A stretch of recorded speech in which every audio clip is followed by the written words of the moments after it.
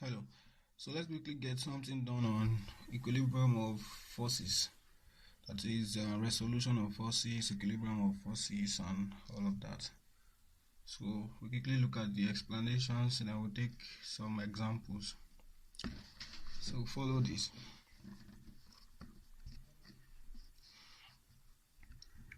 Equilibrium of forces. That's the resolution of forces. So as you are aware, we're using the Lambert's SSE and UTME physics for this. So this is chapter 3 in the Lambert's book. So when we are done with this, you can attempt all the problems, the end of chapter problems here. Attempt all of them, and if you still have issues with any of them, you still have some you are unable to solve, let me know so that we will explain it maybe in the next class. Okay, so generally when we talk about forces, we mean the effect of bodies on one another. For instance, when you have something like this, you have two bodies in contact. Let's say you have a particular body A and then resting on another body B. This could be something like you have a table here and you have an object resting on the table. Okay, so when you have a situation like this, what is actually happening is that for this object to remain in place, this object or this body has to exert some effect on this. And as far as the physical effect is concerned, we say that this platform actually exerts an upward force on this object. It actually exerts a force that comes this way on this object. So we are using forces, or a force. By force we mean the effect of bodies on one another. So the effect of this body on this body is this force exerted this way. That is why this body cannot go down. The reason it cannot go down is because this prevents it from going down, and the way it does that, is actually by exerting an upward force on it, as you can see it here. So that's what we mean by forces. So generally we say forces are vectors. You can remember, you should know that forces are vectors. And if you can remember also, we say a force is a quantity that has both magnitude and direction. Okay, so it means that when defining a force, which we cannot just say that, for instance, this is a force of 5 Newton. Okay, it makes sense because we already indicated the direction, that the force of 5 Newton is acting upward. It could be a force of 5 Newton. This force of 5 Newton, for instance, could be acting this way. It could be acting downward. So it is essential that we specify its direction for the quantity to make sense. Okay, that's why we call it a vector. The same applies to every other vector you can actually think of. They will make complete sense only when you have indicated their direction. Okay, so that means they are not scalars. In the case of scalars, we talked about measurements and units before. In the case of scalars, for instance, mass of an object. If you have an object A and you have, or let's say object 1, and the mass of object 1 is 5 kg, and you have another object 2 and the mass of object 2 is 2 kg, it is quite straightforward. You know that the total mass, let's say the total mass M, which is M1 plus M2, is simply the algebraic addition of these two, which is 7 kg. Very straightforward. The reason we can do this is because no direction is involved in this case. These are scalar quantities. But when you talk about a force is a vector quantity. So if we have two forces, let us say we have force F1, we will not just write this way. We would usually use an arrowhead, an arrow, to indicate that this is a vector, or alternatively you can put a bar on it to indicate it's a vector, or you can actually write it in bold. This may not apply to you because when you write it in bold, it will feel like probably made a mistake, but in textbooks they actually use bold form to tell you that it is a vector. Alright, so if you have a force, let's say we have some force F1, and then this F1 is 5 kilonewton. Let us say this is 5 kilonewton directed upward. Then you have another force F2, and F2 is say 3 kilonewton directed eastward, okay, directed this way, then we cannot say, if we are to obtain the sum of these two forces, for instance F1 and F2, we cannot say that the sum is simply the algebraic sum of this. It is not equal to 5 kilonewton plus 3 kilonewton. That is wrong. The reason this is wrong is because this is not a scalar, or these are not scalars. All right, these are vector quantities, so they have to be treated with regards to their directions, so we don't just sum them. Okay, so to do this, we usually make use of what we call the parallelogram rule or the triangle rule. Okay, so this is what the parallelogram rule says. Basically, what we'll be doing here, we'll be dealing with concurrent forces. Basically, okay, concurrent forces means forces that act at the same point, okay, or forces that pass through a common point. All right, so when you say we have a system of concurrent forces, for instance, let us say this is the point, and you have this force acting this way, you have this force acting this way, then you have another force acting this way. Okay, these are concurrent forces because they pass through this common point. Okay, so we may be interested in the addition of these forces. So the parallelogram rule, let us see how we can add forces. Okay, and this is the way to do that. We are going to use that now. Let us say we want to add this force. Okay, let's label them. Let's say this is force F1, this is force F2, and this is force F3. Okay, and you want to add, let's say we want to add F1 and F2, and by parallelogram rule we will just make them. The parallelogram rule provides that we will make the two forces we want to add be adjacent sides of a parallelogram. I believe you should know what a parallelogram is at this stage. So we'll make them adjacent sides of a parallelogram, and when we do that, the diagonal of the parallelogram will give us the sum of those two forces. Okay, so what do we mean by that? For instance, if I want to add forces F1 and F2, for instance, okay, so this is what I'm going to do. I'm going to have to make them adjacent sides of a parallelogram, so I will have to maintain the orientation. You can see the orientation, I mean the slope of and the direction of the force. Okay, so you have a force that is directed this way, so I have to draw this such that it is still parallel, having almost the same slope as this one. So that's what I mean by that. So that is the orientation of F2. I've put it there. Then also the orientation of F1 will maintain its orientation, okay, ensuring that they emerge from the same point. So this is F2.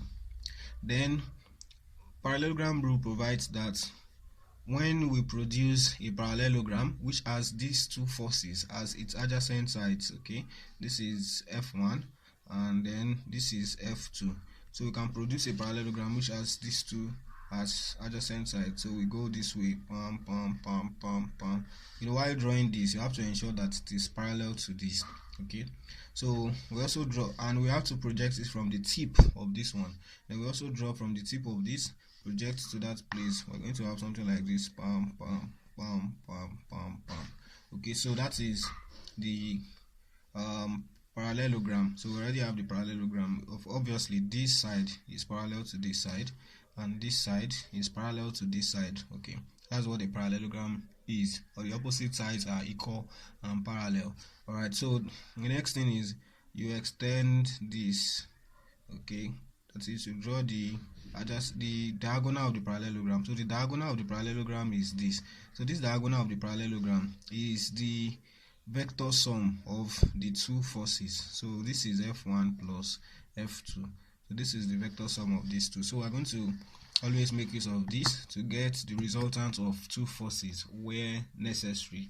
So with this we are good to go. So we say that the vector sum of two or more forces is called the resultant of those two forces. Okay, so you can then analyze this. For instance, if you want to get the magnitude or direction of the resultant, you can easily analyze this. You say, okay, what is the angle for instance, that it makes with this, you can find it out using your normal rules for simplifying triangles. Okay, so now we can say that R is equal to F1 plus F2. So it's as easy as that. R is equal to F1 plus F2. So that is the resultant. So we say the resultant is that single force which, acting alone, will have the same effect as these two or more forces acting together. That means if you have these two forces acting on the body, we can replace them, that is, we can disregard them and just replace them with their resultant, because this is the total effect they have on this body. Okay, what we're trying to say, look at this is what we're trying to say now. If I have this phone on this platform and I have two forces acting on this phone at the same time, let's say I apply this now, this finger is actually applying a force that goes in this direction upward. Then I apply another one, this finger, it applies a force that goes in this direction. Now these are two separate forces I just illustrated now, but if we apply them simultaneously, look at it now. If I apply them simultaneously, what do you think is going to happen? I push it, this one pushes this way, then this one pushes this way. What is going to happen? We're going to have something like this. At the end of the day, the body is going to move this way, and what just happened to it now is the same thing as having a force that goes this way directly. So this single force that will have the same effect, or that will give us the same result, is the resultant of the two separate forces we just talked about. So that is the idea with resultants. So look at what we just illustrated now. If you have a force, let's say you have a particular force directed this way, then you have another force directed this way. Okay, let's say this is force F1 and this is force F2. So the resultant of these forces will be given by, when you project parallel to this, then project on the tip of this also parallel to this one, then you can draw a diagonal. So this is going to be the diagonal of the parallelogram. Yes, this is a parallelogram. In this case, the parallelogram is a rectangle. Of course, a rectangle is a parallelogram. Okay, so with this you can get the resultant of these two forces. For instance, this is the resultant of the two forces. This is going to give us the resultant. So you can get the resultant if you notice that this is a parallelogram, so this side is equal to this side. So because this side and this side are equal, of course this is also equal to the magnitude of F2, that is the length of this is equal to the length of this. So if I want to find the magnitude of the resultant, it's quite straightforward. That means I have, now this is for this situation, it is because they are at right angles to each other. So because of that, I'm going to have a right angle triangle here, and the magnitude of my resultant will be equal to the length of this side. So that is going to be r squared, using Pythagoras theorem, is equal to f1 square plus f2 square. So from here I can get r is equal to square root of f1 square plus f2 square. So that is the way it works. So it's as simple as that. Alright, so if you need the direction, for instance, you can obtain the angle here using sine or cosine. For instance, sine theta, if you want to use sine theta, you can say that sine theta is equal to, from your socket, so sine is opposite over hypotenuse. So this is opposite f2. So this is f2 over hypotenuse, which is r. So from here you can get your theta. You say theta is equal to arc sine of f2 over r, and you get that. So that will be the angle that the resultant makes with the force f1. So anyhow you want to do it, you can proceed that way. So it's quite easy to get or to go that way. Now another thing is this: when you have more than two forces, for instance, this rule, this parallelogram rule, is quite easy when you have just two forces. We've dealt with a situation where they are at right angle to each other. Look at the situation like the one we depicted here. If they are not at right angles to each other, what is going to happen? So look at it. We have force F1, F2, and this is the resultant of the forces. This is R. This is the resultant R, which is equal to F1 plus F2. So if you want to get the magnitude of the resultant, what do you think it is going to be? So let us say that we know the angle between these two forces these two forces F1 and F2. For instance, if we know the angle between them to be angle theta, this is angle theta, that's the angle here, angle theta. If we know the angle theta, from this point to this point, if you know this angle to be theta, then we can find out what the angle here is. For instance, okay, you will recall that for a polygon, for an n-sided polygon, the sum of internal angles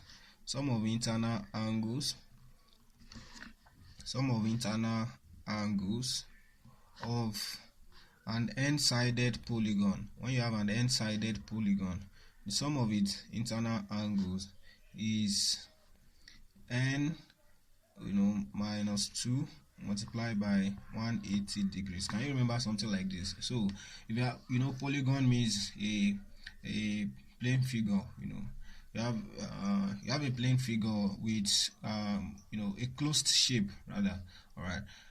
So in this case, if you have a triangle, for instance, the sum of internal angles of a triangle will be, n in this case represents the number of sides, so we call it an n-sided polygon. So if you have a triangle, for instance, this is the sum of the internal angles of a triangle will be 3 minus 2 times 180. Of course, that is 180 degrees, which is what you know, that the sum of internal angles of a triangle is 180 degrees. If it's a four-sided polygon, for instance, what is it now? Our parallelogram is a four-sided polygon. So the sum of internal angles of a parallelogram will be 4 minus 2 times 180. That's 2 times 180, which is 360 degrees. So it means that the sum of this angle, and this angle, everything, when you add the 4, it's going to be 360 degrees. Okay. Now another thing you should know about the parallelogram is that for a parallelogram, the opposite sides are equal. And parallel. So the opposite angles are also equal. I mean, this angle theta is also equal to this angle. That means this angle, that's this angle running from here to here, is also theta. So this angle is theta, this angle is theta. This angle, we don't know it. Let us say it is alpha. So that means this one is also alpha. So we know that this is theta plus alpha plus alpha. So that's going to be 2 theta plus 2 alpha. So, and everything has to be equal to 360 degrees, which is the sum of the internal angles of a quadrilateral. Alright, so this is going to be, when you divide all through, we are going to have theta plus alpha is equal to 180 degrees. That's if when you divide all through by 2, so you're going to have theta plus alpha is equal to 180 degrees. Then from here, you're going to have alpha. When you make alpha the subject, alpha will be equal to 180 degrees minus theta. So that is alpha. That means the angle we have here is 180 degrees minus theta. So that's the angle here. In this case, in a typical problem, you will know what angle theta is. So you will not, that means this will not be an unknown. So 180 degrees minus theta also can easily be obtained. For instance, if you know theta to be 60 degrees, that means 180 degrees minus theta is simply 120 degrees. Okay, so let's assume that we know theta, and then we know the forces F1 and F2, and we want to find what the resultant of the two forces is. That we want to find R. So what is it going to be like? So let's redraw this triangle. You can see, we can regard this as a triangle, for instance. So let's draw it separately so that we will not confuse everything. So this is going to be the triangle. So this is the side representing the resultant R. Then we also produce this. This is the side representing F1. Okay. So this is F2. F2 is going this way. So if we maintain the orientation like that, we're going to have something like this for F2. So this is going to be F2. Okay, you can see that here F2 was at this side. Now we have used this to be F2. Yes, it doesn't make any difference because the line we've drawn here, which is to represent F2, has the same orientation. It has the same slope. They are parallel. Okay, so it is still the same f2, and then it has the same length also, so it is the same direction, so it is still the same force f2 that we have here. Okay, so if we want to find r, and then we know what this angle is, we know this angle is 180 degrees minus theta from what we have done here, so we can put this as 180 degrees minus theta. So we know f1, we know f2, and we want to find r. Okay, you should notice something, that when we write r like no arrowhead, it simply means the magnitude of the force r, that is magnitude of the resultant force. When we write f1 with no arrowhead and it's not bolded, it simply means the magnitude of the force f1. When we write f2 without arrowhead, without a bold, without bar, it means the magnitude of the force f2. Okay, so that's exactly what we did here. Okay, so you should know the difference between writing this without it being bolded, or without an arrow, or without a bar. It simply means we are referring to the magnitude. Okay, whereas when you have the arrow, it means we are actually referring to the entire vector, which carries both magnitude and direction. Okay, so this one we should indicate the direction of this here. Okay, so you can see that what we have done at the end of the day is also the same thing, or would have resulted in the same thing as using what we call the triangle rule. In the case of triangle rule, you will just arrange the forces in tip to tail fashion like this, that is, where the tip of one ends, you put the tail of the other there. So at the end of the day, you join those two together and get the resultant of the forces. Okay, so anyhow, or if you use the parallelogram rule, you're still going to arrive at the same thing. Okay, from what we have done here. Okay, so this is the triangle. Now we want to get resultants of the forces r. We know f1 and we know f2. So how do we go about this? Can you remember what we call the cosine rule? We have something we call the cosine rule, and we have something we call the sine rule, if you can remember. Okay, so let's write them out here separately. We'll still come back to make use of this diagram. The sine rule: if you have a triangle, so this is side A, this is side B, and this is side C. The angle opposite A is denoted as capital A. This angle opposite C is denoted as capital C, and the angle opposite B is denoted as capital B. So sine rule now says that you should have understood this from mathematics, but it's fine if you don't know it yet. Just understand what we're doing here. Sine rule says that A over sine A is equal to B. Okay, B over sine B, which is equal to C over sine C. Okay, you can even write it the other way. Some people can write it, or you can write it as sine A over A is equal to sine B over B is equal to sine C over C. So anyhow, whichever one you find more convenient for you, so that's right. You just ensure you use the same thing all through. All right.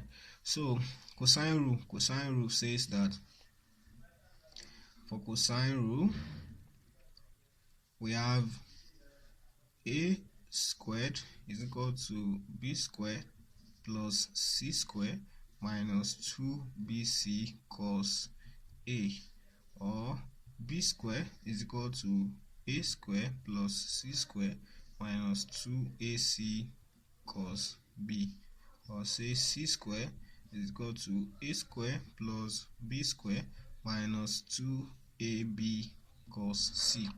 So you can use any of these. So obviously, if you look carefully, you will see that if you want to use this to solve a problem now, that means you want to use this to find an unknown. Maybe you don't know B, or you don't know sine, or you don't know A. I mean, if you don't know A, that's the length of the side A, or you don't know the angle A. Now you can easily get that if you know one of them. I mean, if you want to find side A and you know angle A and angle B and another side B, you can easily use the sine rule. But in the case of cosine rule, when you know two sides. This is side B and side C, and then another angle, which is the angle between B and C. So this is B and this is C, and the angle between them. Then the appropriate thing to use is the cosine rule. Alright, so let's have this formula in your head, please. You need to know it offhand. Alright, so in this case, we know side F1, we know side F2, we don't know R, but we know the angle between F1 and F2. So obviously we're going to have to use cosine rule for that. So to use the cosine rule, we will write that out right here, the cosine rule for this case. So we want to get R, so we will say that R squared is equal to A squared. So in this case, this is R, then it will be equal to the sum of the squares of the other two sides. So this is going to be F1 square plus F2 square. You will see that there's no need to actually put the arrow because we are dealing with their magnitude, we are dealing with the length of sides.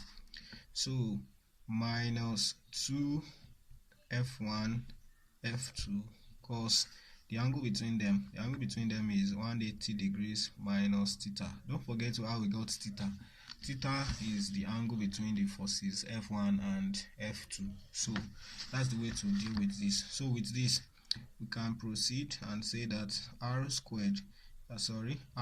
equal to the square root of F1 squared plus F2 squared minus 2 F1 F2 cos 180 degrees minus theta. So with this, you are good to go. So that's going to give us the resultant of the forces. That is the resultant of forces F1 and F2, which is at angle or which are at angle theta to each other. So if you have forces F1 and F2 and the angle between them is theta, two concurrent forces F1 and F2, which have angle theta between them, their resultant is going to be given by this formula. So it's quite straightforward.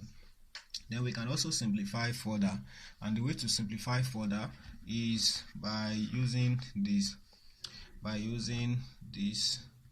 what we call cast or quadrant of angles. I don't know if you've heard of this before. Quadrant of angles. We say that in the first quadrant, this is the first quadrant, this is the second quadrant, this is the third quadrant, this is the fourth quadrant. Okay, you should have heard of this before. You should have done this in trigonometry. If you haven't, we will still get to that point in mathematics, but it's good if you know it now. So what this is saying is this. Now this is first quadrant. First quadrant refers to angles between 0 and 90 degrees. So if we represent that as angle theta, that is, we are using theta to mean the angle runs between 0 and 90 degrees. So that means we are actually going from this positive x-axis. We want to measure our angle from the positive x-axis. So if we go this way, we're going to have to measure between 0 and 90 degrees, and we're going counterclockwise. Alright, so the counterclockwise is taken as the positive direction. So if we go counterclockwise between this point and this point, we're going to have angles between 0 and 90 degrees. And then between this point and this point, we're going to have angle between 90 degrees and 180 degrees. Between this point and this point, we're going to have angles between 180 degrees and 270 degrees. Between these points and these points, we're going to have angles between 270 degrees and 360 degrees. So that is that about that. So how do we mean now? So we mean that this angle theta is representing angles between 0 and 90 degrees. So if you come here, since here we are interested in angles between 90 and 180, then we can write this angle as 180 degrees minus theta. We know theta is between 0 and 90. So if theta is between 0 and 90, then all the angles we can have here will be between 90 and 180. And of course, we can obtain that by writing it as 180 degrees minus theta, because when theta is maximum 90 degree, you're going to have the angle here to be 90 degree, which is the minimum value you can have here. And when theta is minimum, which is 0, you're going to have the angle here to be 180 degree, which is the maximum you can have here, so we're still on point. So the angle in the third quadrant is usually written in the form 180 degrees plus theta, where theta is a first quadrant angle. So when you write it in this form, you know it will definitely lie between 180 degrees and 90 degrees, because when it is 0, you're going to have 180 degrees. When it is 90, you're going to have 270 degrees. So then in the fourth quadrant, we're going to have this as 360 degrees minus theta. Since theta is between 0 and 90 degrees, when this one is 0, we're going to have it to be 360 degrees, which is the maximum value. When this one is 90, we're going to have it to be 270 degrees, which is the minimum. Alright, so that's that about that. So what do you mean by this cast? This cast is to tell us which of the trigonometric ratios is positive in the respective quadrants. So C stands for cosine, A stands for all, that is all of them, S stands for sine, and T stands for tan. What this means is that in the first quadrant, all the trigonometric ratios are positive. What I mean by that is, if you have an angle between 0 and 90 degrees, whether you take its cos or its sine or its tan, you are going to get a positive answer. That means you cannot have minus anything. You are going to have plus, plus, plus, all true. So now when you are now dealing with second quadrant angles, that's angles between 90 degrees and 180 degrees, sine, only sine will be positive. So you can check it with calculator, for instance, to confirm. Let's check it together. Okay, this is in degree already. So if you want to check angle between 90 and 180 degrees, you can check. Let us pick sine, let's say sine 120, for instance. Okay, between 0 and 90 degrees. Sine 120, cos 120 is negative. If you do tan 120, tan 120 is negative. So it's only sine that is positive. Sine 120, you see it is positive, root 3 over 2. Right, so only sine is positive in this quadrant. And then when you come to the third quadrant, in the third quadrant, only tan is positive. An angle that lies in the third quadrant, for instance, can be, let us say, 210 degrees. 210 is greater than 180 and is less than 270, so it's in the third quadrant. If you check sine 210 degrees, it's going to give you negative answer. If you check cos 210 degrees, it's going to give you a negative answer. If you check tan 210 degrees, it's going to give you a positive answer. So what we have here is that only tan is positive in the third quadrant. So you can also check only cos is positive in the fourth quadrant. So that is that about that. So the implication of this, or the meaning of this, is that when you have a first quadrant angle, okay, its trigonometric ratio is always positive. Now when you have a second quadrant angle, for instance, if you have cosine of 180 degrees minus theta, we know that in this quadrant only sine is positive. That means cosine that we have here will be negative. So this is actually equal to minus cos theta. So why we put it in this form is to tell you that when you put it in this form, you can easily replace it by cos, okay, by trigonometric ratio of theta with a plus or minus sign added to it, depending on whether the trigonometric ratio is positive or negative in the particular quadrant.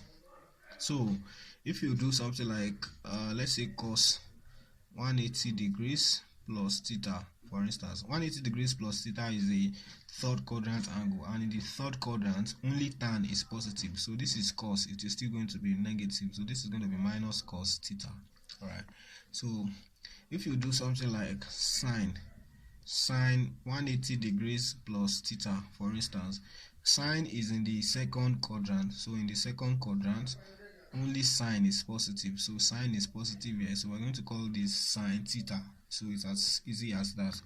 Alright, so this is the way to go about it. Now look at why am I doing all of these things, or why are we doing all of this? The reason is you observe what we have here is cos 180 degrees minus theta. So obviously from what you have done now, you can see that cos 180 degrees minus theta is the same thing as minus cos theta. So I can replace that here. So when I replace that, I'm going to get r is equal to square root of f1 square plus f2 square. So since I'm replacing this with minus cos theta, the minus there, we cancel this minus here. So I'm going to have at the end of the day plus 2 f1 f2 cos theta. So this formula is the same thing as this formula. So it's now you use this or you use this. So if you are using only cos of the angle between them, you have to use plus here. If you are using cos of 180 minus the angle between them, you have to use minus here to get your result. So that is that about that. So that's how to get resultant of two forces. Okay, it's quite easy. Okay, so now what if we have more than two forces? Let's say we have like 3, 4, 5, 6 forces. Now if you want to do that, let's see an illustration. Now if you want to get the resultant of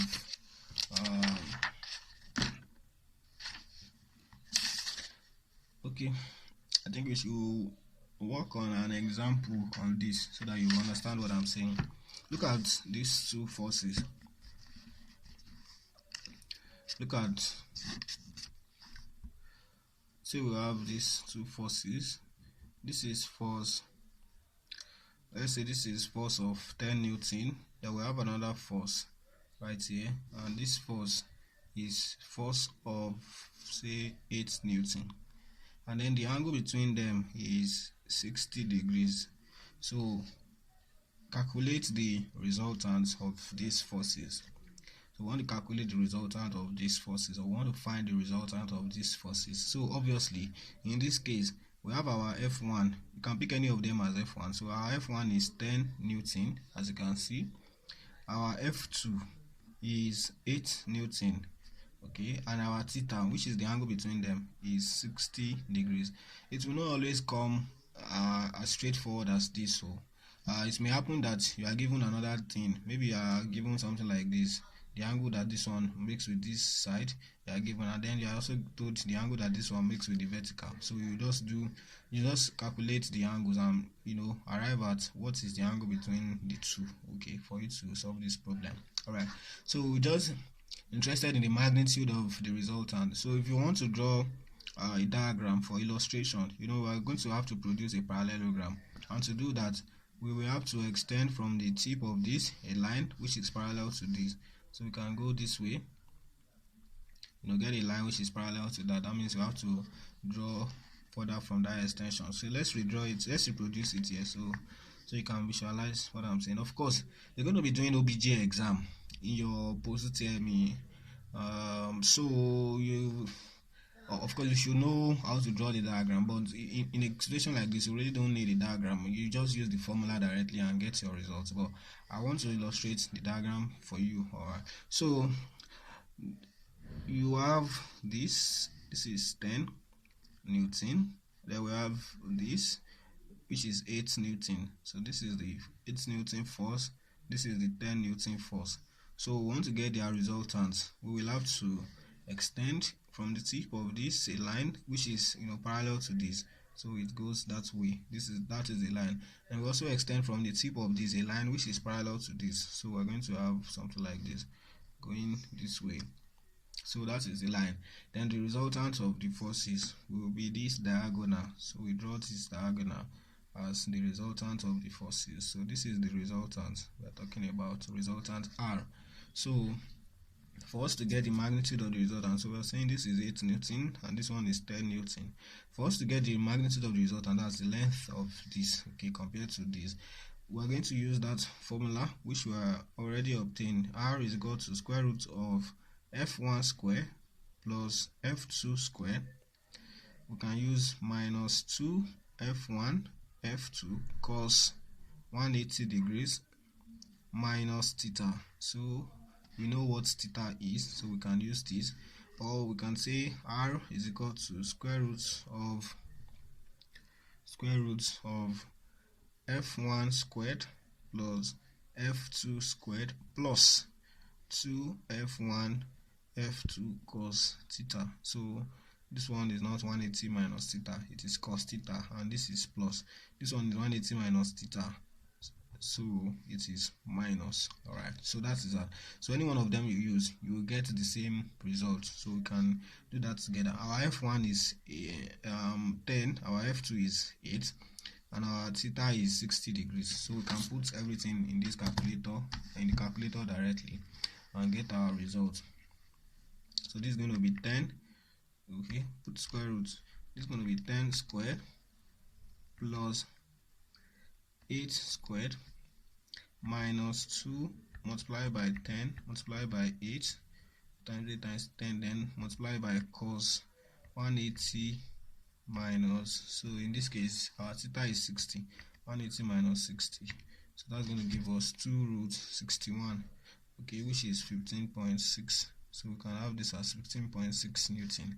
So if we use this formula, for instance, we're going to have square root of f1 square. F1 square is 10 square, okay, plus f2 square, which is 8 square, plus we add this 2 multiplied by 10 multiplied by 8 multiplied by cos theta. Cos theta is cos 60. So we're going to have the same result, 2 root 61, which is 15.6 Newton. So anyhow you do it, you get the same result. So if you decide the the angle or the direction of the resultant, you will have to deal with the angles, simplify the angles, and find out what angle the resultant makes with the vertical or horizontal or whatever illustration or whatever representation is used to define the direction. So that is that about that. But in the case where you have more than 2 forces, let's say you have forces F1, F2, F3, like the one we started with here. You know what we've done is just to illustrate how you can add F1 and F2. If you have 3 forces, that means when you are done adding F1 and F2 and you have obtained this result, for instance, you will have to add this force and get their resultant. So for instance, when you are done with this and you've obtained a result, let's say this is the resultant, this line, that's what I'm trying to draw here. So this is the line here which represents the resultant, and this line is the resultant R, which is F1 plus F2, vector sum of F1 and F2. So you want to add F3 to it, so you can just draw this to this F3. Then you use the parallelogram rule again to obtain the resultant of this. Okay, for instance, you can extend from the tip of this a line which is parallel to this, okay, just like we've done in the illustration. So you have this. You can extend also from the tip of this a line which is parallel to this. When you do that, you're going to have something like this. So this is going to be the resultant of these two. This is the diagonal of the parallelogram, which is going to be the overall resultant. Okay, so let's say R subscript T of everything we have here. But then this is quite a long process. It means you have to find the magnitude and direction of this resultant. Then you have to come here again and find the magnitude and direction of the total resultant. This takes a lot of time. So instead of doing that, the way to go is to actually find what we call the what do you call this now? The components of the forces. So we can get the components of the forces, we can resolve the forces into components, then we add the respective components, then that will give us the components of the resultant. This is what we mean by that. We mean that, look at it now, from what we've just done now, if you add 2 forces, let's say forces F1 and F2, okay, we say that R is equal to F1 plus F2. In this case, this F1 and F2, okay, can be seen as the components of R. These forces F1 and F2 are components of the force R, okay, whereas we can see this also as the resultant of forces F1 and F2. So that is what it is. So this single force, which represents these two forces acting together, is the resultant of the two forces, and then these two forces which can represent this single force are called the components of the force R. Okay, so you can have a force having two or more components. Yeah, typically we at this level we resolve it into just two components. Okay, so a force will usually at this stage now have two components, which also may be vertical and horizontal, but usually perpendicular components to be specific. Okay, so we now look at how can we resolve a force into components. That means when we resolve a force, let's say a particular force F into component, it will be such that the components you have arrived at, when you add those components as vectors, they should give you the force F you started with. So that is the idea with components of forces. So in this case, if I have a particular force, let's say this is some force F, this is the force F, and I want to resolve this force into components. So I have a force here, I have this force here, so this is a right angle, so I can resolve this force into components. Now this is force F. I can resolve the force into vertical and horizontal component. That means vertical, that means the component that is actually, in the vertical direction, and then horizontal, a component this way. Now this is just for illustration. It can happen that in a given problem you have to resolve the force into other components. Okay, they are still perpendicular, but they are not vertical and horizontal. For instance, you can have something like this as components of a force. For instance, you can have an axis in this direction, then you have another one perpendicular to it. Okay, these are perpendicular axes. So if I have a force, for instance, if I have a force like this force, I can actually resolve this force into, components in this direction. So I can call this x-axis and I can call this y-axis. So I can resolve this force into x-axis and y-axis. So this is the way to resolve all forces. It's just like the opposite of what we did when we were obtaining resultants of two forces, and then we saw that we needed to use what we call the parallelogram rule. So in this case, you will do something similar. Just project this downwards, project this. So while projecting from the tip, you also have to project parallel to the axis you are interested in. We want to resolve it along this axis, so we have to project parallel to that axis. We want to also resolve along this axis, this other axis, then we have to also project from the tip, but from the tip parallel to this axis. So this line is parallel to this line is parallel to this line. So we are done. So since projected from the tip, we will locate the tip of the component here. Again, since we projected from the tip, we will locate the tip of the component here. So what we have arrived at, which is from here to here, is the component of this force. This is some force F. So what we have here is the component of the force F along the y-axis. We can call it F subscript y.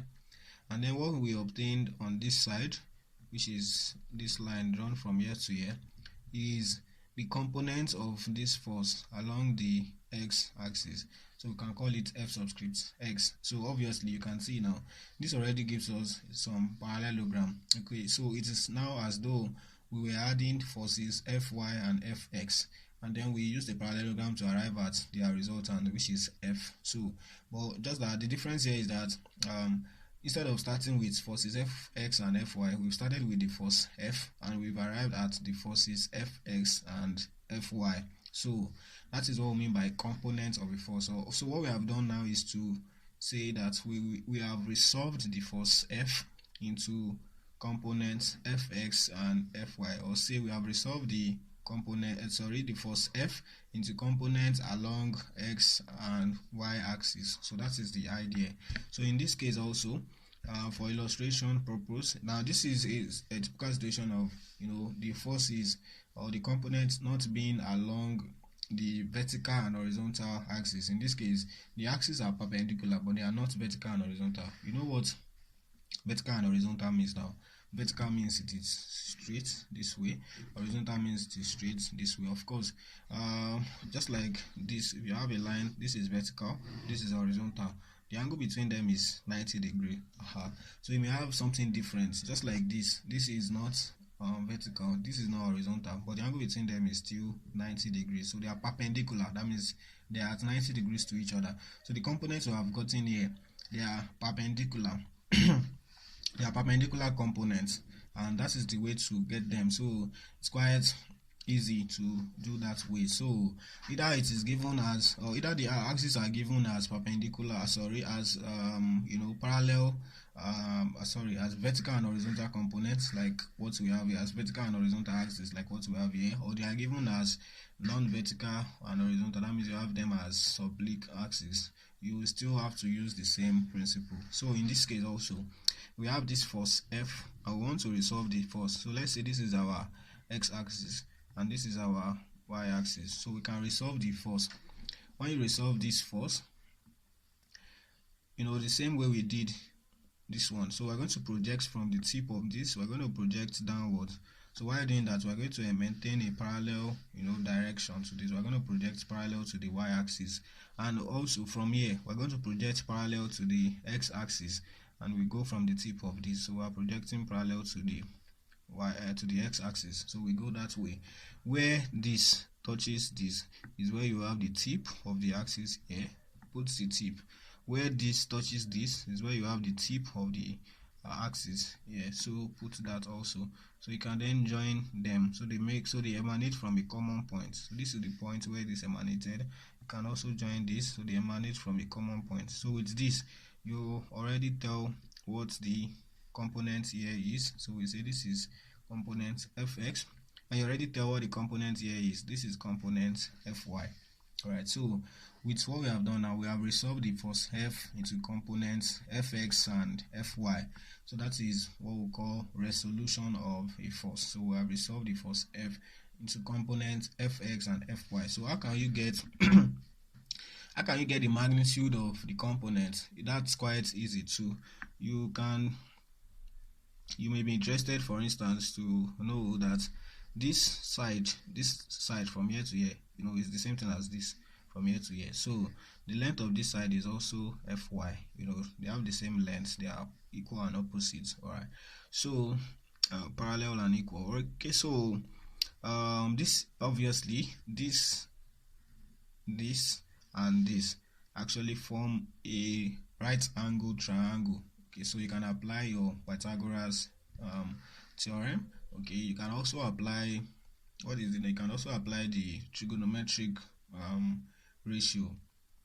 We know, for instance, if we know the angle that this makes with the x-axis, that's the angle it makes with one of these axes. If we know it to be theta, so it will be very straightforward. We can use our SOHCAHTOA. Can remember SOHCAHTOA, which means sine of the angle is opposite over hypotenuse, cosine of the angle is adjacent over hypotenuse, tan of the angle is opposite over adjacent. So we can use that here, and the way to do that is we're going to have, for angle theta now, what is the side opposite angle theta? This is the side opposite angle theta, fy. For fx for angle theta again, the side fx is adjacent to angle theta. So you should know all of these things before now. The opposite side, it's very easy to know. Now it may not come in this form that is quite obvious, but this is the way to know it. The opposite side is the one that does not actually touch the angle. That's the way to know the opposite side. Then the longest side is the hypotenuse. Alright, so the side left is the adjacent. So it's quite easy. For instance, if I have this angle here, let's say I put this angle alpha here. So what will be the opposite of angle alpha? What will be the adjacent, and what will be the hypotenuse? So this is angle alpha. So look at it carefully now.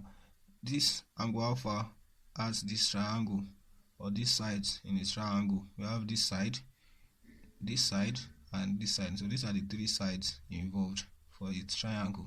These are the three sides involved. So the opposite is the one that does not include, or that does not enclose the angle. Okay, so you can see this side encloses the angle, this side encloses the angle. These are the two sides that form the angle. So the one that is not part of that is the opposite side. So this is opposite. The longest side, you can see the longest side is this F, where you have F, so that's the hypotenuse. Then the other one left is the adjacent. So life is as easy as that. So for this situation now, if I know the force F and the angle it makes with any of them, I can find the other component. So I know obviously from this triangle, I'm considering the angle theta, Fy is the opposite to this. So obviously the opposite side is Fy, and Fx is the adjacent. So in this case the adjacent is Fx, and then the hypotenuse is obviously equal to F. That's the magnitude. In this case I'm not putting arrow because we are referring to, we are dealing with the length of the sides. Okay, we are not dealing with the vectors. We are not treating them as vectors now. We are just treating them as length of sides of a particular shape, of a geometric shape. Okay, so so from here we can write that sine theta, sine theta is opposite over hypotenuse. Our opposite is Fy, so this is Fy over F. Okay, and then you can write cos theta. Cos theta is adjacent over hypotenuse. So our adjacent is Fx over F. So from here you can have Fy. If you want to get Fy from here, Fy is equal to F sine theta. And if you want to get Fx from here, Fx is equal to F cos theta. So life can be as easy as that. So with this you can get the y component of the force F if you know the force, the magnitude of the force F, and the angle it makes with any of the sides. And you can also get the x component from this. So with this you have resolved the force into x and y components. So life can be as easy as that. So let's take some example on this so that you will get what it is to resolve a force into its components. All right, so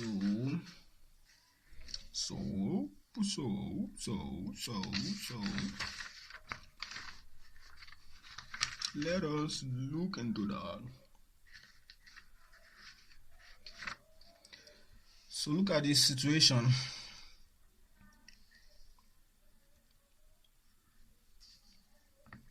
You have this force system.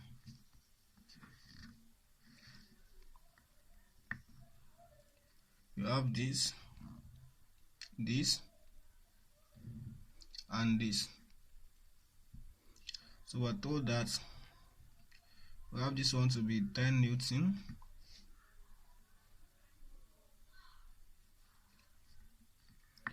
and then the angle here, let's say the angle here is 30 degrees. So you may be asked, or you may need to obtain the horizontal and vertical components of the 10 Newton force. So we want to get the horizontal and vertical component of this 10 Newton force. How will you do it, or what is it going to be? Now this may not be it may not be a problem on its own. It may just be part of an entire problem that you have to solve. For instance, you may want to get the equilibrium of a particle, and you have to solve, you have to resolve a force into horizontal and vertical components like this before you can actually solve the problem. So so this is the way to proceed. So number one thing is to project like we did here, so that we can form a parallelogram that contains all the forces, and also we can form a triangle that contains all the forces. By forming the parallelogram here, we also have formed the triangle containing the forces. Okay, so what to do? Project from the tip, like we did here. Project from the tip of this, project downward. You're going to have this. While projecting, you have to go parallel to this axis, and while projecting in this direction, we have to go parallel to this axis. So we project this way, pam. So that is it. So where this one meets here is the tip of this, and where this one meets here is the tip of this. So we can then join the lines to a common point. So we have this here and we have this here. So these are the components of the force, this 10 Newton force. This is the arrowhead here. So the components of the 10 Newton force are these. Now we don't know we know that this one is vertical and this one is horizontal. So this is a right angle triangle. So obviously you already know what to do. This is 30 degrees, which means this one is going to be 60 degrees. Okay, so life is now as good as that. So you can get the y component of the force and you can get the x component of the force. So for the x component, I want to use this angle 60 degrees so we don't confuse ourselves here. So this is going to be fx. So for this angle 60 degree, fx is the adjacent. This is going to be its opposite, which is fy, which is the same magnitude as fy. This side and this side are the same. Okay, so this one is its adjacent. That means this one is going to carry cosine. So you can see that.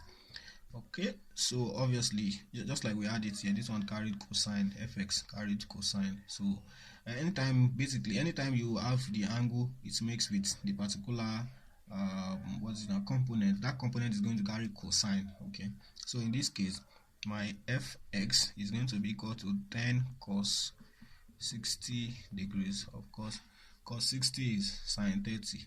All right, which is 0.5. So this is the same thing as 5 Newton. You can check that with your calculator.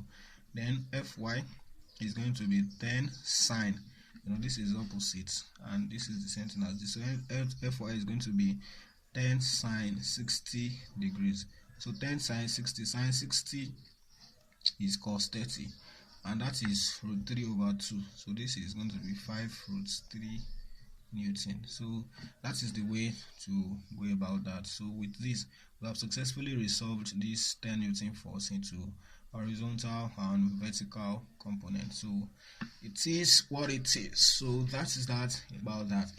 This means that we can replace this 10 Newton force by its horizontal and vertical components, okay, and vice versa. That means if we have these two forces oriented this way, we can replace them by this single force. It also means that if we have this single force, we can replace them by these two single forces. Omi Eko Ekononi. Okay, you understand what I mean by that?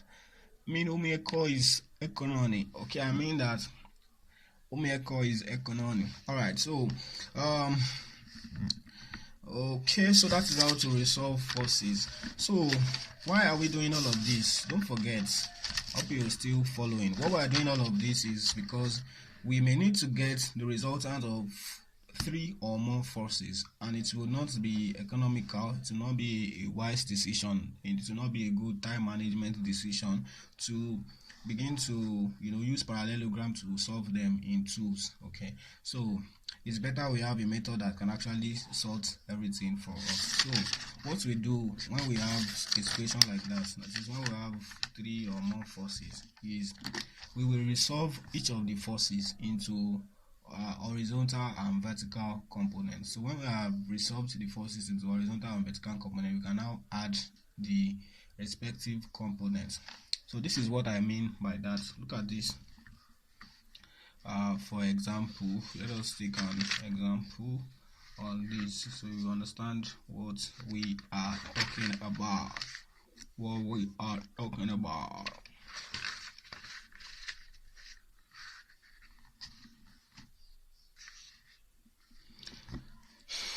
Look at this. Let's say we have these are reference lines, horizontal and vertical references. So let's say we have a force, and then we have this force to be 8 Newton, and it makes angle of 30 degrees to this side. Then we have another force. The force is acting downward, vertically downward, and it's a force of 5 Newton. And then we have another one. Let's say this force is this way, and then this one is making angle 45 degrees with the horizontal, and then its magnitude is let us say 6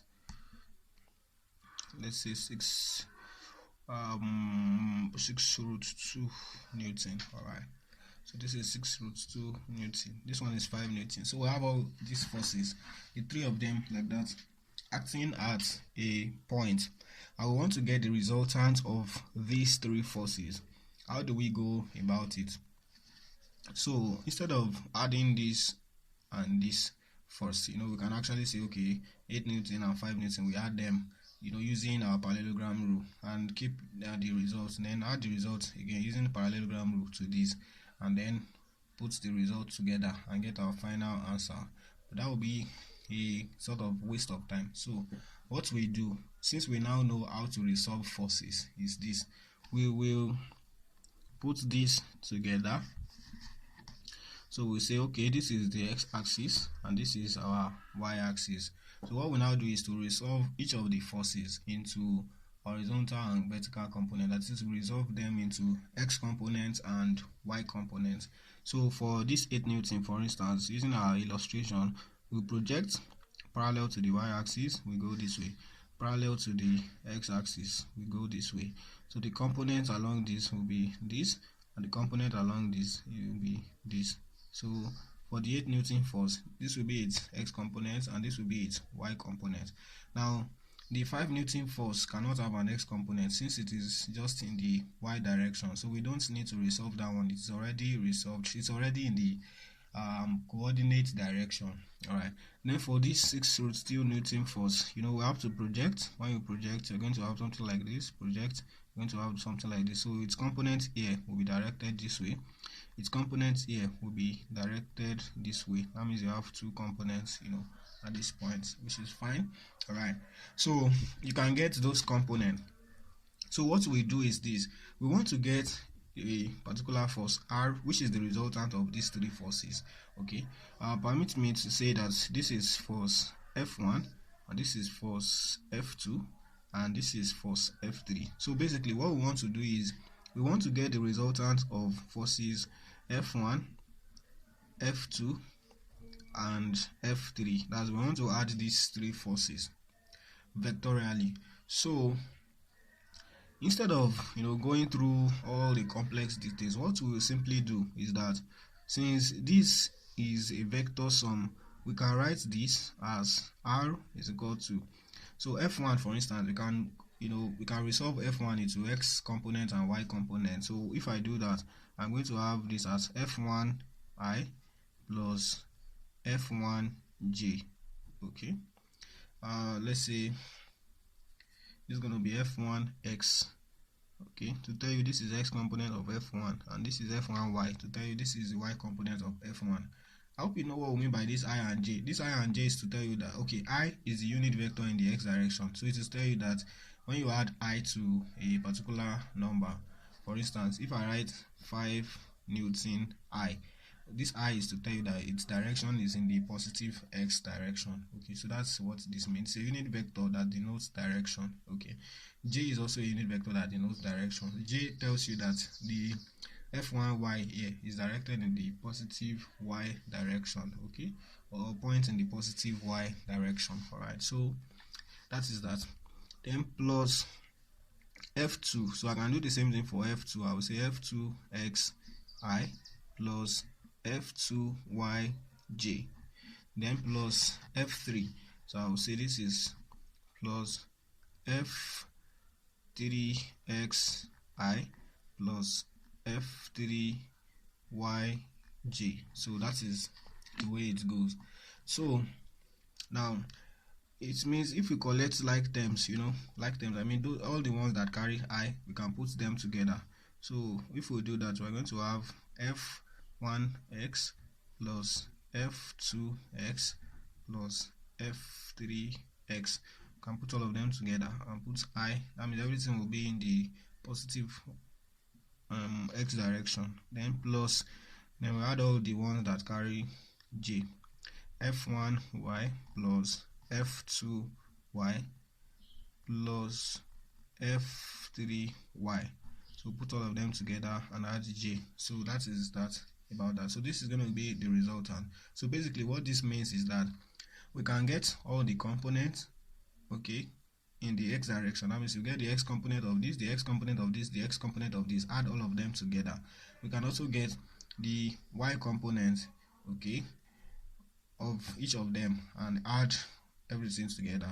So when we've done that, we're going to get, this is going to give us the x component of the resultant, plus then it's going to give us the y component of the resultant. So from that we can get the that means we have reduced this force into two components. We have received it, we have reduced it into Rx and Ry. So we can now add Rx and Ry using the parallelogram rule we already know, or the triangle rule, anyhow you choose to call it.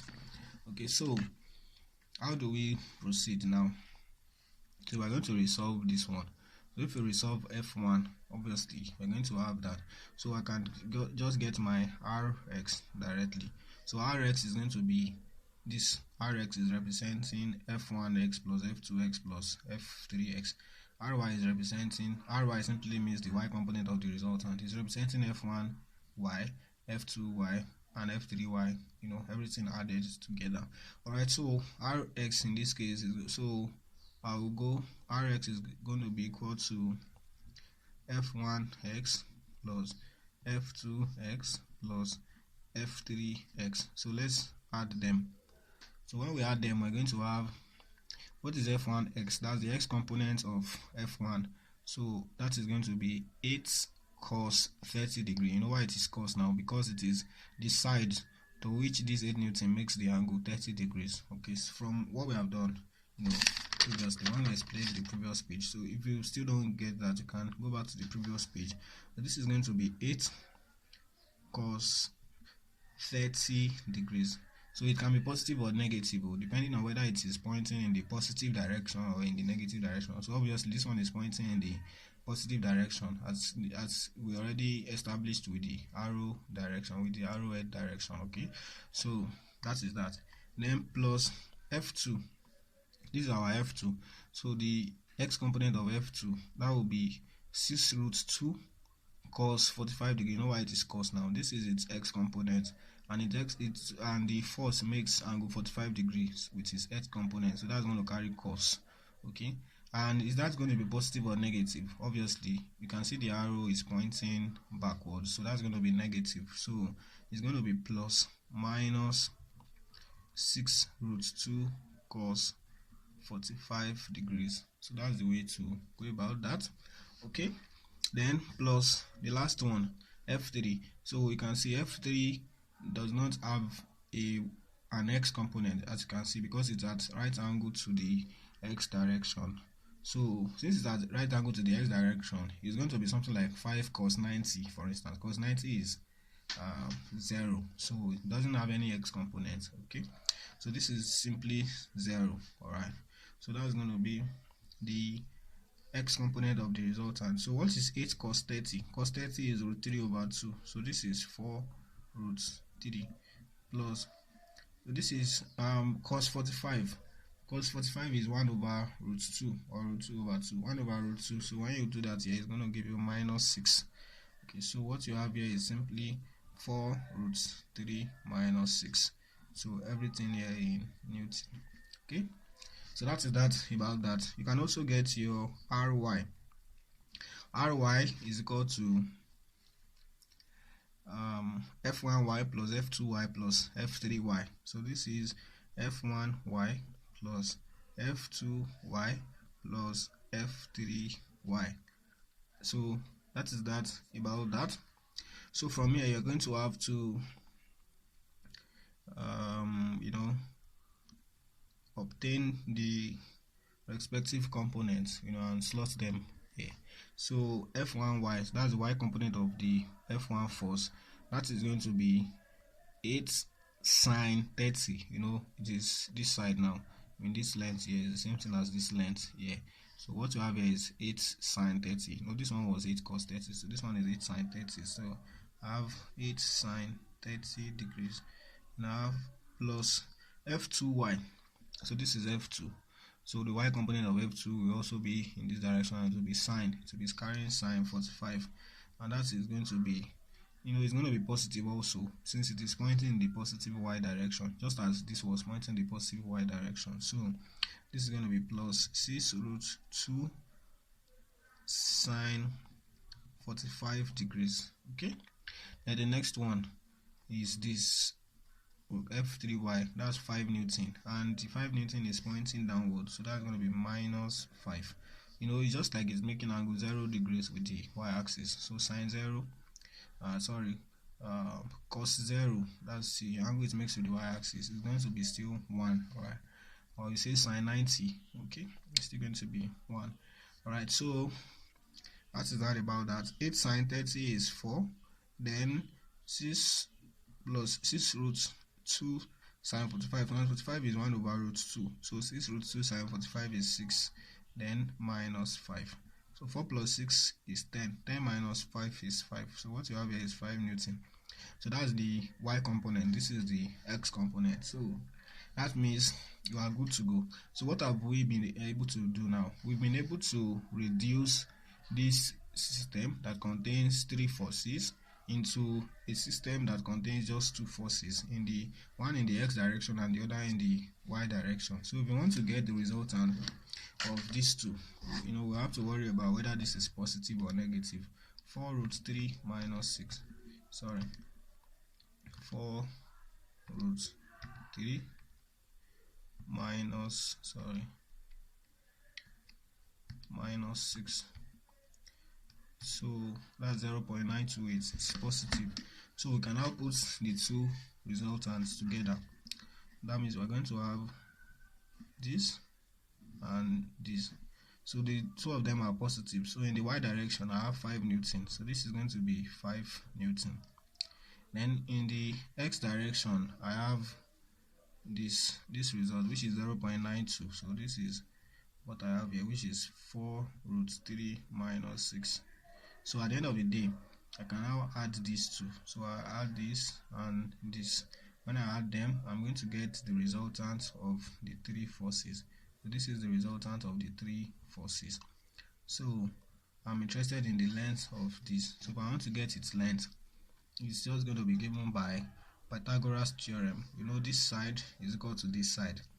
Okay, this side is equal to this side. So this is the longest side of the right angle triangle. So I'm going to have r is equal to the square root of 5 squared plus 4 root 3 minus 6 all squared. So that's we're good to go. So that's going to be the resultant. That's going to be the magnitude of the resultant.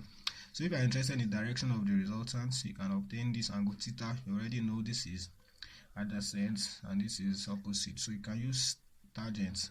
You can find the tan inverse of this opposite, 5 over this adjacent, 4 root 3 minus 6. So when you do that, you get the direction of the resultant. Okay, so let's do this first. Square root of 5 squared plus 4 root 3 minus 6 squared. So that's going to give us 5.08. So what you have here is 5.0, let's say 5.09 Newton. So we can also get this direction, if you like, can get the angle theta. Theta is going to be equal to the tan inverse. You know, tan theta is going to be opposite, which is this side, 5, all over adjacent, which is 4 root 3 minus 6. So we can get the tan inverse of that. So shift tan inverse of 5 divided by 4 root 3 minus 6. So put everything together. So the angle is 79.48 degrees. So this is 79.5 degrees. So that's the angle. So the resultant of everything is a force of magnitude 5.09 Newton. Okay, directed at angle, which is an angle, or which makes angle 79.5 degrees, or approximately, okay, not up to 80, 79.5 degrees to the horizontal, that's the positive x-axis, or with the positive x-axis. So that is how to deal with problems like this. It's quite that's easy to deal with. I hope you understand all of this. If you don't understand any portion, you can still go back and check. Alright, so I think we're good to go now. So we can look at another aspect of this topic so that you'll be able to solve the problems on this. So we can look at equilibrium. So when you say a body is at equilibrium, what does it mean? When we say a body is at equilibrium, so basically we're talking about mechanical equilibrium at this stage. So when you say a body is at equilibrium, it simply means that it can be in two forms. The body can be at rest, that means it is not moving, or it can be moving with constant velocity, that means it's undergoing uniform motion. Okay, we still talk about motion. So what causes that is that the body is under zero resultant force. Okay, what do we mean by that? Let's do a simple illustration so you understand what we mean by that. We have this phone. If you have this phone on this table, okay, it's at rest this way, it is not moving, that means it is in equilibrium. The reason it is in equilibrium is because it's not because there are no forces acting on it. It's not possible that there will be no force acting on a body. The reason it is in equilibrium or at equilibrium is because the forces acting on it all sum to zero. That is, the resultant of all the forces on this body is zero. Okay, so what are the forces on this body? For instance, if you actually have this body this way, you know, it cannot actually stay in the air on its own, because there is a weight, which is the force of attraction between this object and the center of the earth. There's a weight of this body which will cause it to go down. All right, so constantly there is a weight of this body acting on it, which, you know, acts downward. Then the reason it is at equilibrium here is because there is an upward force from this platform, okay, maybe from this table or from this book, that actually, you know, balances that downward force. Okay, so it is because it balances that downward force that this phone is able to stay at equilibrium, remain at rest. You will notice that if we use something, if you apply a not so good force or not so enough force, you know, for instance, this book, if this book was to exert an upward force, okay, let's roll this now, that it exert an upward force. If we place it here, it will actually go down. It won't stay the point, you know, it won't stay the way it was when we placed it, because this force exerted, can you see, it goes down because the force exerted by this book or by this paper in that case is not enough to balance the weight which is acting downward. So that is why the body will not remain at equilibrium, or will not be at equilibrium. It will still, you know, go down until it comes in contact with a force big enough to counterbalance its weight. So that is what happens when the body is at equilibrium. So it can also happen that the resultant force on the body is zero, and yet the body is moving. What happens in that case is that the body is moving, you know, with uniform velocity. There is no acceleration. Okay, what happens when you apply a force to a body is that it accelerates the body. Accelerates the body means that its velocity is going to increase. Okay, maybe this body is at rest now, and I apply a force. What I have done is that, okay, when it was at rest, its velocity was zero. Now I've applied a force to be able to move it. Of course, its velocity will not be zero because it has moved. Okay, so while it's moved, its velocity would have been something positive. Okay, so that means somehow I've increased its velocity by applying that force. So when there is, you know, if the force I applied, for instance, if I apply this force and then there's another force that balances the force I applied, the body will still not move.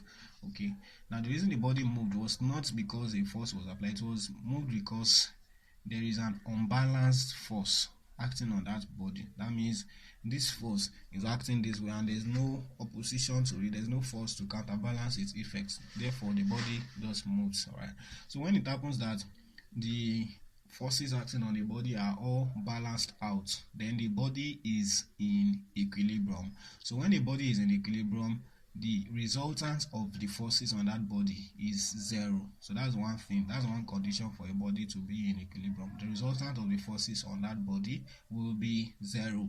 Okay, so for instance, this one that we looked at just now, if this system, of course, obviously this body is not in equilibrium, How do we know?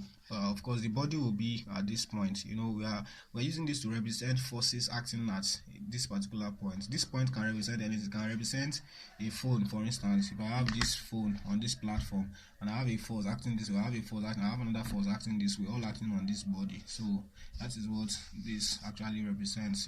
It's like you have a body at this center, and a force is acting this way, a force is acting, another one is acting this way, all on the body at once. All right.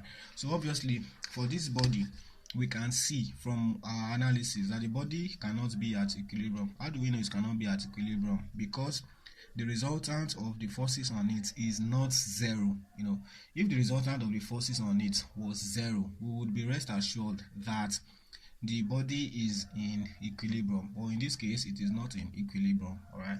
So if we were given a problem and we are told that the system is in equilibrium, and based on that we should find out what a particular force will be, what we will do is to consider the equilibrium of that body.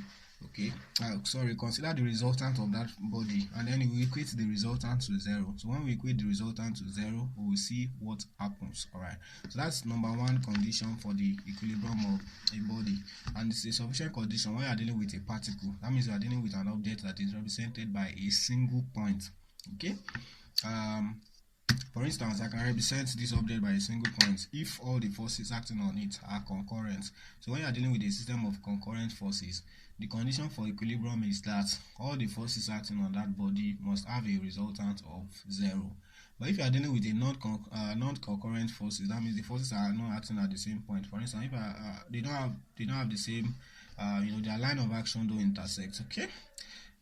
They may have intersecting line of action, but they don't act at the same point. They don't emanate from the same point, or they don't converge at the same point. For instance, if I apply a force this way, another one this way, okay, it is not enough that the resultant of the forces will be zero. I will also have to worry about the turning effect of these forces, because there is a turning effect. That turning effect is what we call moments of a force. So we have to find out how to calculate moments of a force for us to get the resultant, or for us to be able to establish the equilibrium of a system of non-concurrent forces. All right, so we'll deal with that in the next class. But for now, when you have a system of concurrent forces and we are told that the system is in equilibrium, how do we deal with that? So let's take an example from the Lamlat text. So let's solve that example together so you understand what we are talking about. Right, so let us take an example. Look at this problem. I believe you can read from the screen. You should be able to read it from the screen. Alright, so taking this problem right here, number 5, look at it. It says, so look at the diagram carefully. It says a particle P of weight W. This is the weight of the particle. This is the particle right here. Particle we usually refer to an object. It doesn't mean you have a tiny object. Oh. Don't worry, when you get into the university, you get to learn more about what I mean by particle when we're dealing with mechanics. It simply means, see, this object can be something as even big as a plane. We're just saying that the forces can be assumed to act at a single point. So when you hear particle, what should come to your mind will be concurrent forces. That is, forces that act at the same point or emanate from the same point. Okay, so or act at a single point. All right, so what we have here is a system of concurrent forces. Okay, so we say this is a particle P. All right, so we have this here. So we say they said it is in equilibrium under the system of forces shown in the diagram. So this thing is in equilibrium. So they want to find the values of W and theta. So this is W and theta. We want to find out what W and theta are. All right, so how do we go about that? So what is it that we have to bear in mind? What we have to bear in mind is that for this system to be at equilibrium or be in equilibrium, the resultant of the forces acting on the particle P, obviously you can see the forces acting on the particle P are these forces, this 10 Newton force, this weight W, and this 5 Newton force. Their resultant must be 0. So what does that mean? So let's do it together so you understand this once for all. Okay, so let's draw this out. We have this,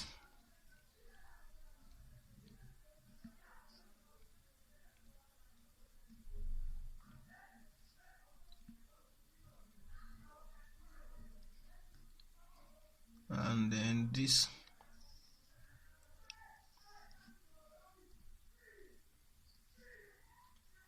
Then we have this. So this dot here is to show the direction. So we have to find this angle theta. Then we are told that this one is 10 Newton, this one is 5 Newton, and this one is W. This is the particle P. Alright. So how do we go about that? So one thing you would know is that for the body to be at equilibrium, it means the resultant of the forces is 0. This is a 0 vector, and what that means is that resultant in the x direction is going to be 0, and then the resultant in the y direction is going to be 0 also. So we can find out what the resultant is. So we do the same thing like we did earlier, as though we want to find the resultant of our force on the system or in the system. So this is our x direction. You can label it, you may label it, you may just continue like that, but there's no harm in labeling it. So we have this. So how do we go about it now? The only thing we will have to resolve into x and y components, as you can see, is the 10 Newton force. We will have to resolve it into x and y components. So the 10 Newton force, when you resolve it, or if you want to resolve it, you're going to project from this tip here. So it's going to have a component in this direction, and then when you project from here, it's going to have a component in this direction. So the 10 Newton force is going to have x component and y component. Alright, so with this, what is going to be the x component of this? Obviously, you know this is a right angle. So because this is a right angle, what you have here is going to be 90 minus theta. Alright. Okay, so you can use it directly, or you can say that this angle is theta.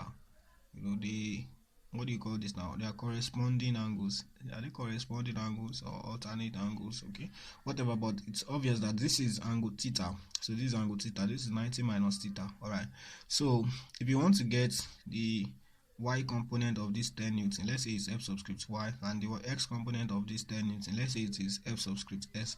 Now what we are doing here is a method of solving this problem. Of course, there are other methods. Maybe we'll look at that in the next class. So this is going to be fx.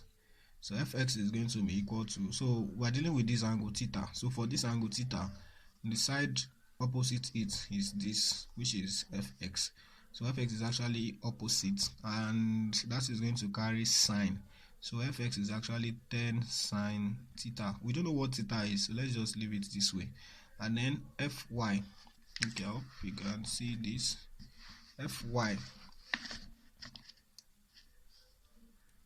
fy is going to be, can you see, fy is on the side that carries theta, so it is adjacent, so that is cos.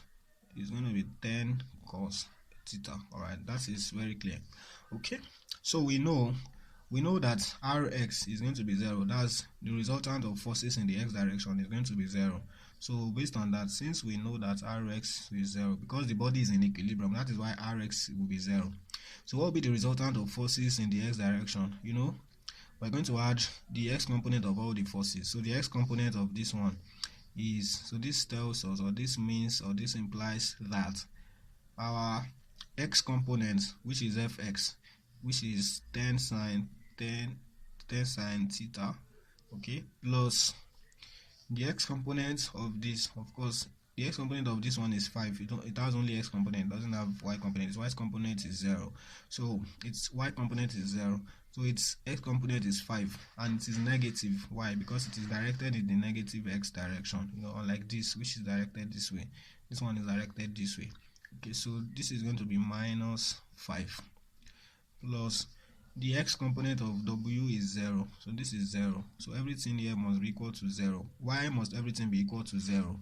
Because the body or the system is in equilibrium, and at equilibrium the resultant in the respective direction is 0, or the resultant of all the forces in the system is 0. Okay, so from here we can say that we can solve for angle theta. So this means sine theta, or 10 sine theta, is equal to, if we move the minus 5 to that side, it becomes 5. Okay, So from here, sine theta is equal to 5 over 10. 5 over 10 is 1 over 2. So sine theta is 1 over 2. Obviously, theta is sine inverse of 1 over 2, which is 30 degrees. You should know that from the common angles, alright? So theta is 30 degrees. That one is sorted. Then the next thing is you consider Ry. We know that the resultant of forces in the y direction must be 0. That means when you add the forces in the y direction, so the component of the 10 Newton force in the y direction is 10 cos theta. So this is 10 cos theta. Then we have, the 5 Newton force has no vertical component. That one is 0. So plus 0. Then the weight is downward and it has no x component. So that's going to be minus w. Why is it minus? Because this one is pointing downwards. Alright, so everything here must be equal to 0. Why must they be equal to 0? Because the resultant is equal to 0. That means the component of the resultant will be equal to 0. Alright, so at the end of the day, we have this equation. So from here, we can make w the sum. The w will be equal to 10 cos theta. Alright, so when you make this to the side, that side becomes positive, then you have 10 cos theta plus 0, which is 10 cos theta. So we already know what theta is. So w is equal to 10 cos 30 degrees. What is cos 30? Root 3 over 2. So what we have here is 5 root 3 Newton. So this is the answer. This is the answer. So our w, which is what they want us to find, is 5 root 3 Newton. Okay, and then that's it in the option right here. That's option B. And then our angle theta is 30 degrees. So life can be as easy as that. So try your hands on other problems in this section, and if you have any issues solving them, let me know. So in the next class, we will look at other things in this chapter and conclude it, so we can solve the entire problems in this chapter before we move to another topic. Thank you very much for your interest in maths tutorials. See you in the next class.